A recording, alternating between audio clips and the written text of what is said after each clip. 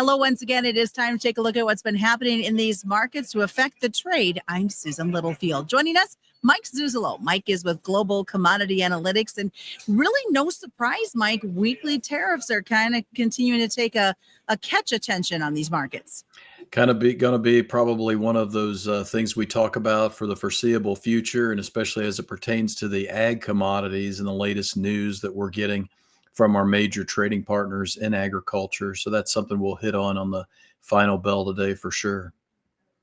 So as we look at not only the tariffs that have been weighing in, the cattle market has seen a big drop. And I know that there's been a lot of influence there as well with the Mexican border opening. I understand 500 cattle made it across yesterday.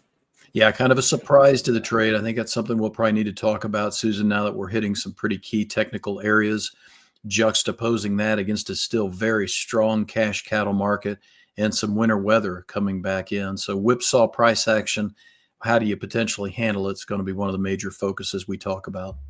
Did it come as a surprise to you that we saw the vast drop that we did in the live cattle today? I think not in the cattle, because the feeder market is the one that's been leading the show to the downside. So when we saw the feeders break real hard, it wasn't a surprise the fats didn't follow, at least initially, but we'll see how we close out the week. And kind of a make or break feel when it comes to crop production right now in South America.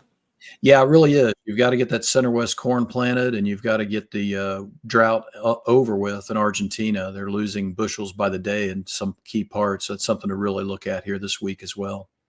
So as we get closer to the mid-session of the trade and wrapping up, what is one thing that we as growers or producers should be keeping an eye on in this marketplace? One of the things I'll hit pretty hard today, Susan, in our segment will be the weakness in the currency markets and favorable for agriculture commodities and new record highs in gold. I think that has something to do with the big picture here in the tariffs.